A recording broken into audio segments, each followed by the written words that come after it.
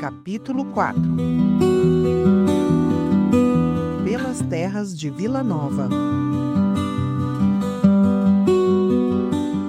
Quando Frei Policarpo chegou em Pato Branco em janeiro de 1956, a região, originalmente habitada por indígenas e caboclos, vivia um momento de grande fluxo de migração.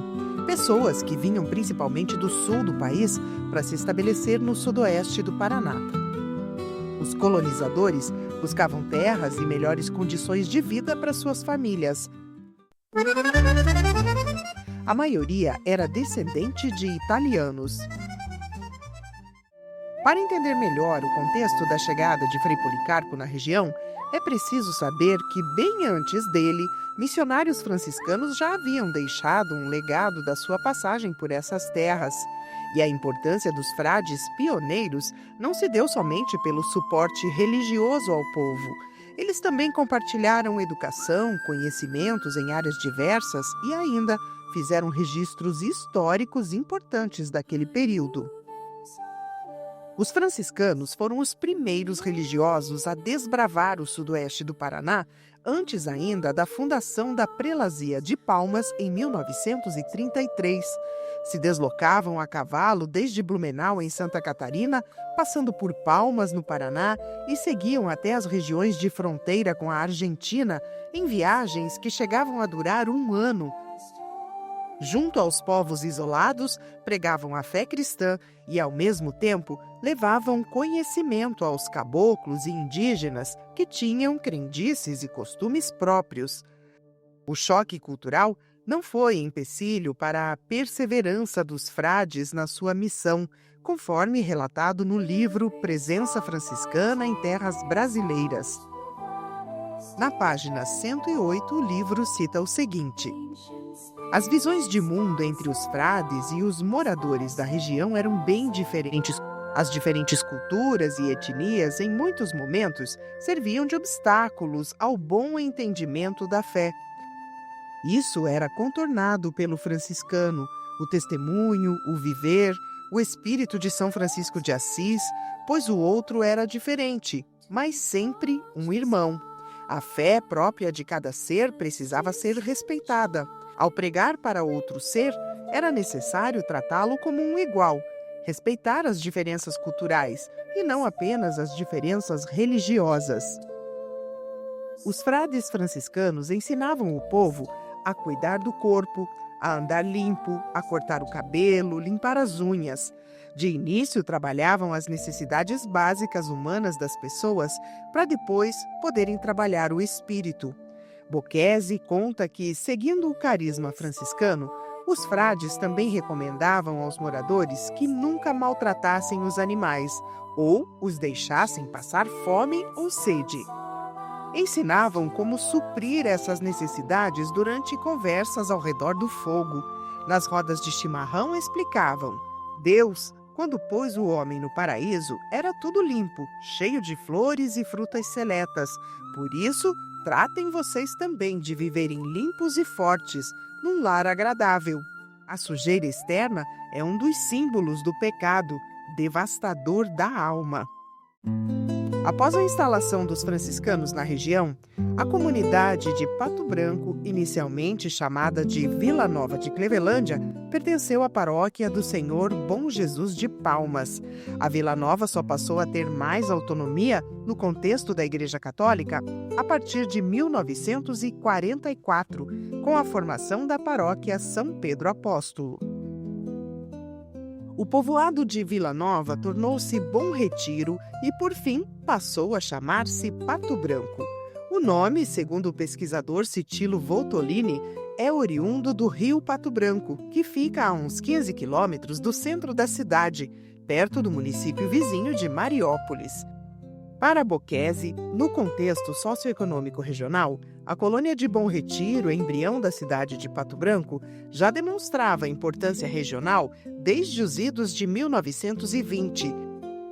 Além de ter se constituído como um centro econômico, aos poucos também passou a ser um local avançado no atendimento religioso e social da população dispersa pelos pequenos núcleos que surgiram ao redor. Conforme Krieger, em 1928, iniciou-se a demarcação dos lotes vendidos aos colonos que vinham do sul. Até a década de 1930, a única atividade econômica do povoado era a extração da erva mate, usada no preparo do chimarrão, e posteriormente do chamate, que era abundante e tinha bons preços no mercado da Argentina, país vizinho.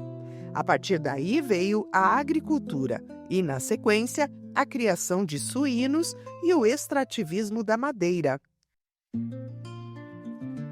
Em 1943, com a criação da Cango, a Colônia Agrícola Nacional General Osório, pelo presidente Getúlio Vargas, a vida social e cultural dos moradores ganhou impulso com investimentos do governo em obras de infraestrutura, como estradas de acesso aos locais mais remotos.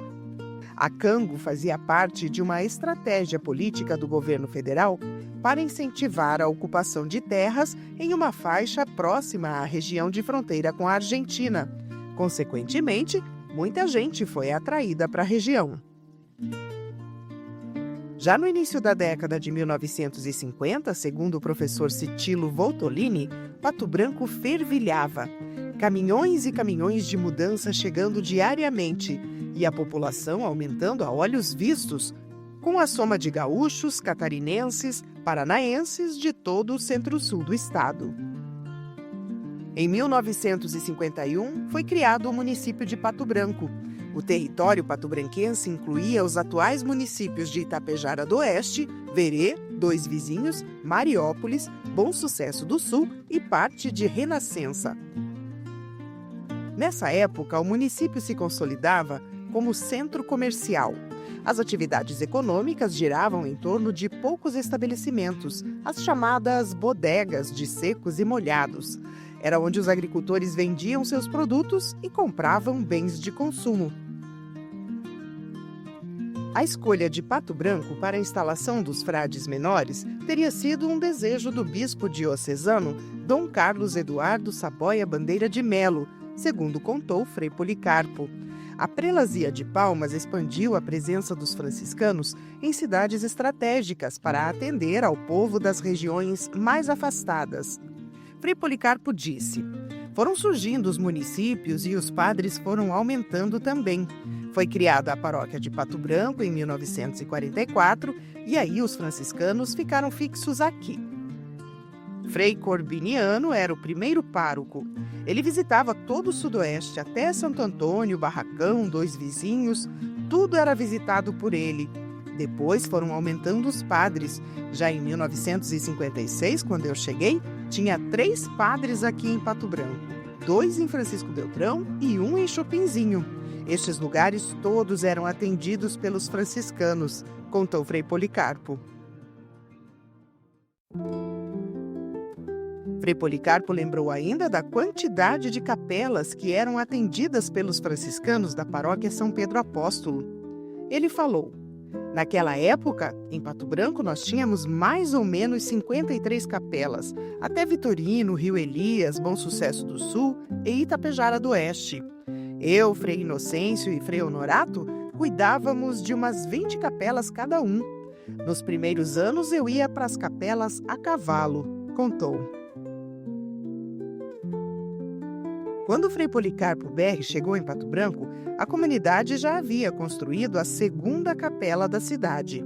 A igreja havia sido inaugurada em 1945, no centro do vilarejo, onde hoje fica a Praça Presidente Vargas, e permaneceu no local até 1960. A edificação era de madeira e algumas missas eram celebradas pelos freis em latim. Era uma igreja pequena e, com o tempo, a missa de domingo passou a ser celebrada em um pavilhão bem maior, também de madeira, construído perto dali, na região próxima de onde, hoje, está localizada a Prefeitura Municipal, na rua Pedro Ramires de Melo. Frei Policarpo contou que cabiam em torno de 1.000 pessoas naquele pavilhão.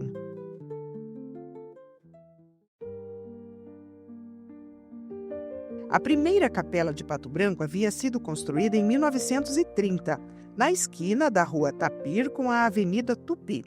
São Pedro Apóstolo foi escolhido padroeiro da cidade por influência de 4 Pedros que fizeram parte do conselho da comunidade e que participaram da edificação: Pedro José da Silva, Pedro Antônio Soares, Pedro Aires de Melo e Pedro José Vieira. Frei Policarpo contou que a tradição dos Pedros se manteve quando ele chegou. E ele disse: havia muitos outros Pedros na paróquia, Pedro Bortotti, Pedro Tato, Pedro Dalla Costa e tantos outros. Chama a atenção que, diante do cenário de expansão das atividades franciscanas, por pouco Frei Policarpo não se instalou em Francisco Beltrão, cidade vizinha que fica a pouco mais de 60 quilômetros de Pato Branco. A intenção da província franciscana era que, estando lá, o jovem sacerdote pudesse atender as comunidades mais distantes. A pesquisadora patobranquense, professora Neri Bocchesi, contou que, como a comunidade de Francisco Beltrão pertencia à paróquia de Pato Branco, seria natural que ele fosse designado para um lugar onde houvesse mais necessidade. Mas era para o Frei Policarpo ser nosso e por isso ele ficou aqui, disse a professora. São os desígnios de Deus para uma cidade que se mostra agradecida por esse presente divino.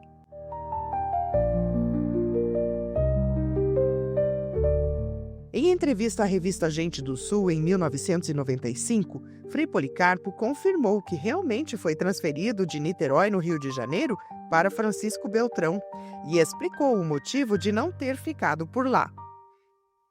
Naquela ocasião, o bispo Dom Carlos entregou a paróquia de lá, de Francisco Beltrão, para os missionários do Sagrado Coração de Jesus.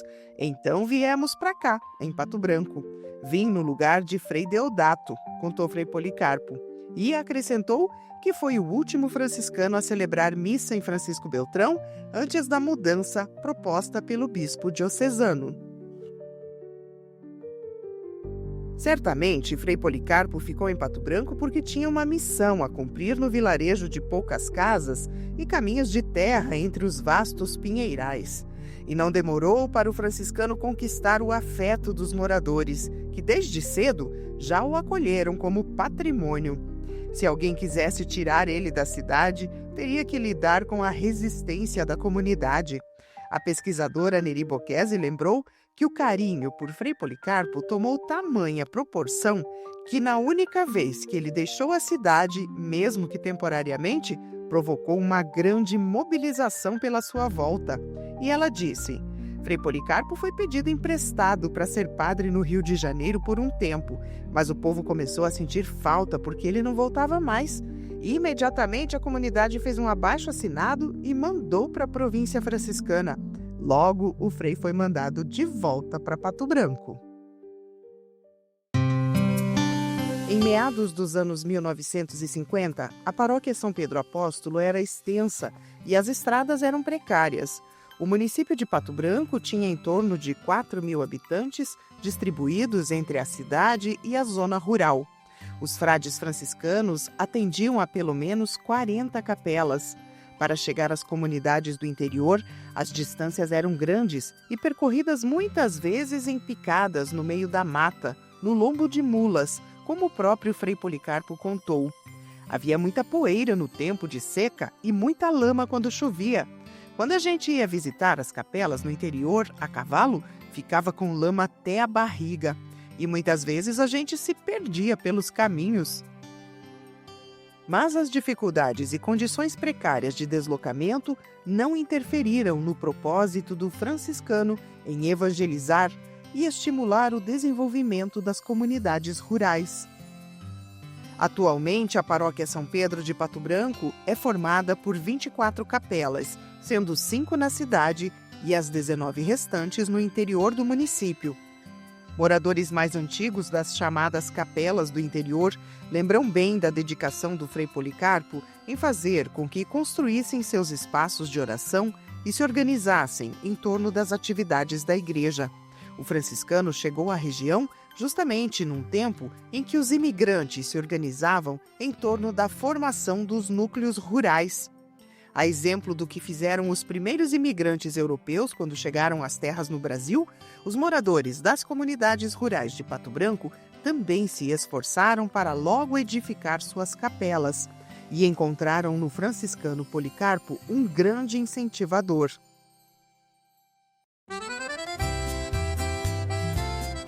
Os irmãos Daniel e Eri Vans, agricultores da comunidade rural de São João Batista, contaram que a primeira capela da comunidade, feita pelos pioneiros, era bem simples, de tábuas de pinheiro e muito pequena. Foi Frei Policarpo quem ajeitou tudo para edificar uma igreja melhor. E eles disseram: quando construímos a capela nova, além de mobilizar a comunidade para conseguir os materiais, ele ajudou a fazer todos os documentos que eram necessários. Nós fomos lá na Policlínica de Pato Branco e pegamos os documentos do médico que doou o terreno. Fomos no contador e ele fez todos os documentos. E assim construímos essa capela nova, tudo com a supervisão do Frei Policarpo, disseram. Na capela, a cerca de 15 quilômetros da cidade, Frei Policarpo fazia as celebrações e ouvia confissões dos fiéis. Ele também tinha o hábito de visitar e benzer as casas do povoado. As visitas do padre nas comunidades rurais eram bastante esperadas. No início, aconteciam com intervalos que demoravam até 2 meses entre uma visita e outra. A jornada até as capelas do interior não era fácil. Frei Policarpo passava dias nas estradas, a cavalo, visitando várias comunidades durante a mesma viagem. E como os caminhos eram em picadas, sempre era necessário a companhia de um morador, para que o sacerdote não se perdesse. A gente ia buscar ele. Quando ele chegava lá na outra capela, saía um morador de lá e vinha avisar que tinha que ir buscar o padre no dia seguinte. Não tinha outro jeito de avisar. Nem telefone, nem carro, nada, era só cavalo.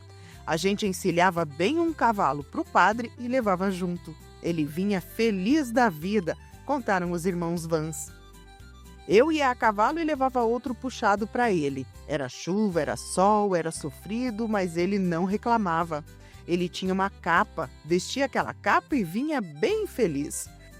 Quando chegava de noite, dormia na casa de uma família, jantava na casa de outra, tomava café de manhã e já começava a missa das 9.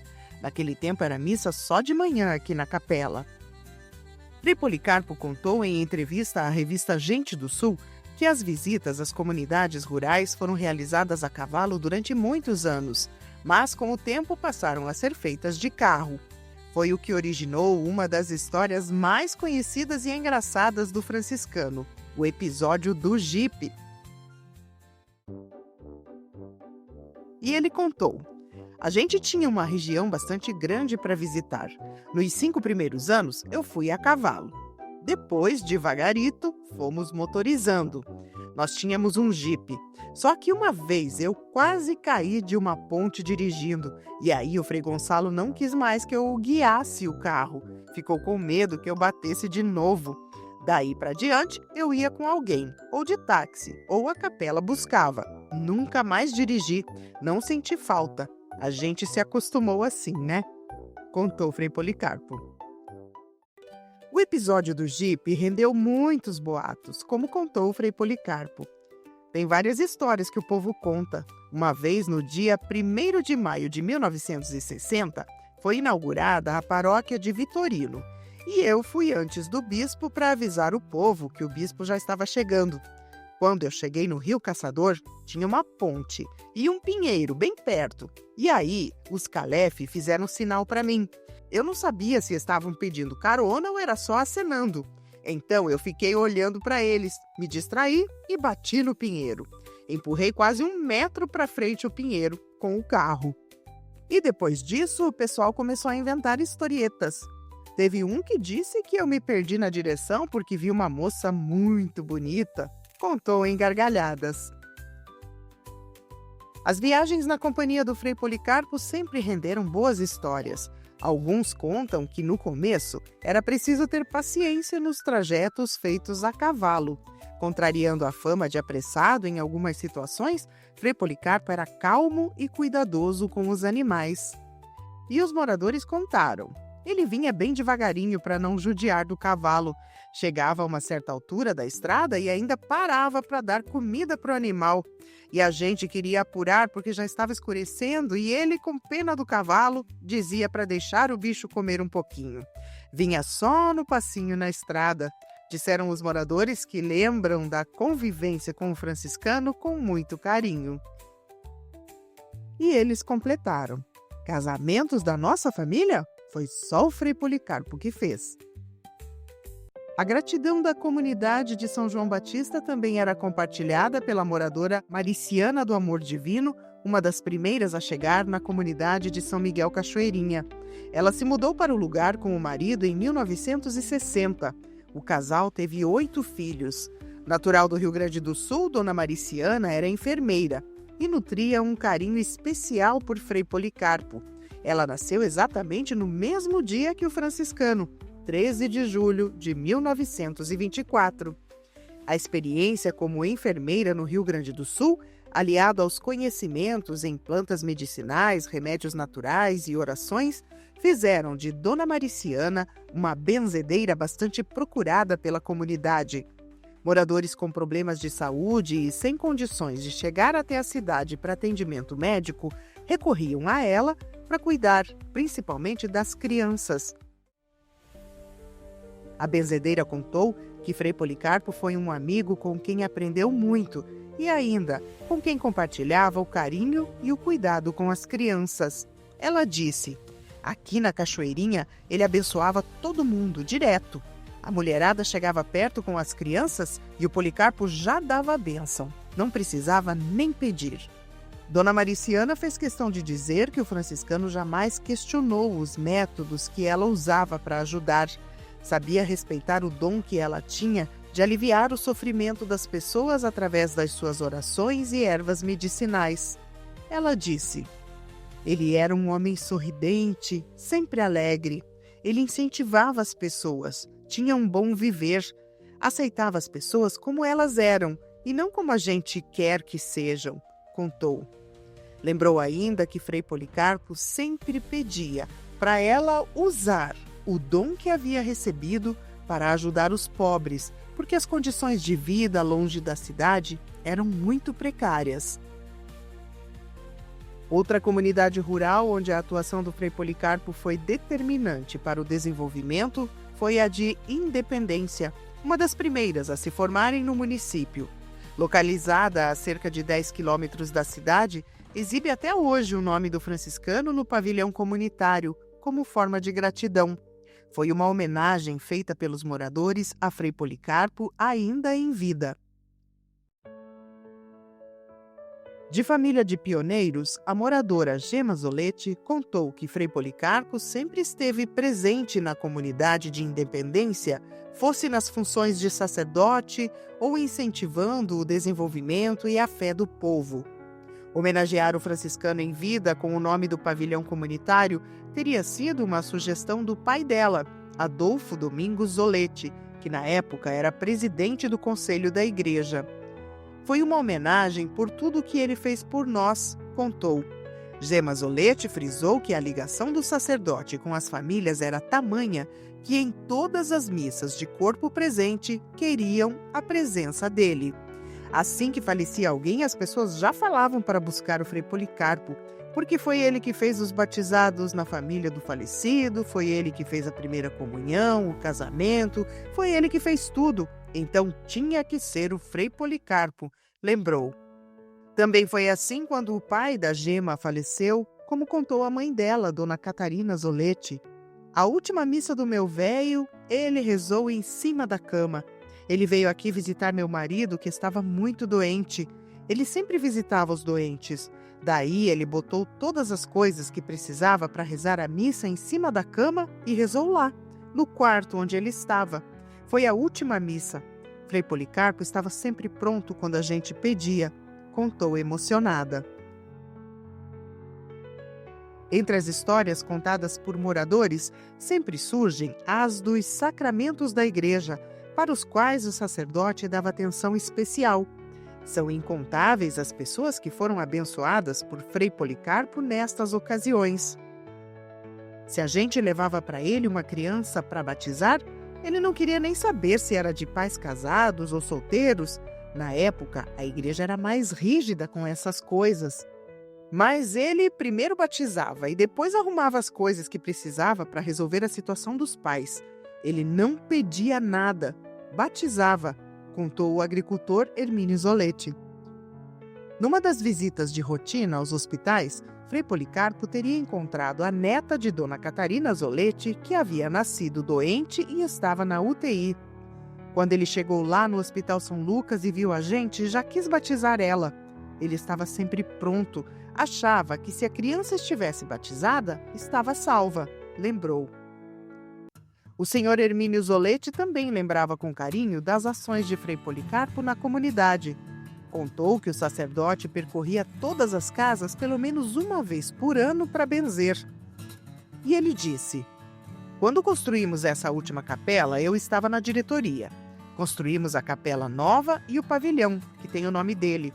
Ele incentivava o povo a fazer a obra e todo mundo colaborou. E quando a gente precisava de uma missa, era só chamar o Policarpo que ele vinha. Aqui todo mundo gostava muito dele e por isso colocamos o nome dele no pavilhão. Mas são as bênçãos consideradas milagrosas por moradores que mais estão na memória de quem conviveu com Frei Policarpo. O sacerdote era convocado para ajudar nas mais variadas situações. Dona Carolina contou que chamava o padre até para abençoar seus sonhos, quando os pesadelos e os pensamentos ruins não a deixavam em paz. Quando tinha filhos pequenos, receber a bênção do Policarpo era essencial. E ela disse: sempre lá em casa a gente tinha a piazada, sempre adoentados para lá e para cá. A gente buscava o Policarpo, ele dava uma bênção e já aliviava tudo. Para nós, ele é um santo, mais do que santo, porque ajudou muito a gente. E se alguma praga atingisse a plantação, também era a Frei Policarpo que recorriam. Uma vez ele benzeu para matar as rugas da soja, mas ele disse que não ia dar bênção para matar os bichos, e sim para eles deixarem a lavoura. Ele benzeu e as rugas simplesmente saíram da lavoura de soja, contou o agricultor Hermínio Zoletti, que atribuiu às bênçãos do franciscano o fato das safras sempre terem sido boas por ali. Às vezes eu chegava preocupado lá na casa canônica e nem precisava pedir, ele já dava a bênção. Dava a bênção de lá mesmo, da cidade. Virava na direção da lavoura e abençoava, contou o agricultor. Quando a entrevista com a família Zoletti foi gravada em 2010, Frei Policarpo já não atendia mais a comunidade, que passou a pertencer a outra paróquia. Seu Hermínio lamentou que o franciscano não estivesse mais tão presente na comunidade de Independência. E disse: as famílias que vivem aqui são muito religiosas e gostam demais do Policarpo. Muitos vão à missa lá na cidade, só por causa dele, contou. Frei Policarpo gostava de contar sobre as peculiaridades das capelas do interior que conheceu. Entre elas, os nomes diferentes que as comunidades tinham quando ele se mudou para Pato Branco. E ele contou. Algumas tinham nomes bem interessantes. Tinha uma que se chamava Banhado das Cobras, que hoje é Teolândia. Outra se chamava Cebola, e agora é Tiradentes. Outra se chamava Rasga-Diabo, e hoje é Vila Nova. Tinha o Picumã, que virou Vila Esperança.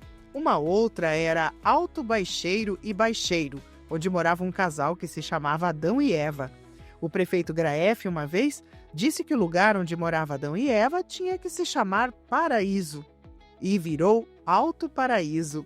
E tinha um lugar chamado Chá de Graia, que virou Itapejara do Oeste, contava achando engraçado. O ex-prefeito de Pato Branco e radialista Ivo Tomazoni tinha boas lembranças do tempo em que acompanhou o sacerdote em visitas às comunidades rurais no final da década de 1950. Ivo Tomazoni disse: eu muitas vezes acompanhava Frei Policarpo nas comunidades, levava ele rezar as missas, e era impressionante a amizade e o carinho que tinham por ele. Era aquela amizade e um forte companheirismo. Ele era festejado. E eu me sentia bem por estar com ele, lembrou. Tomazoni, que também foi deputado estadual e presidente da Assembleia Legislativa do Paraná, contou que sentia saudades daqueles tempos e completou: fortalecia em mim muitas convicções por causa dele.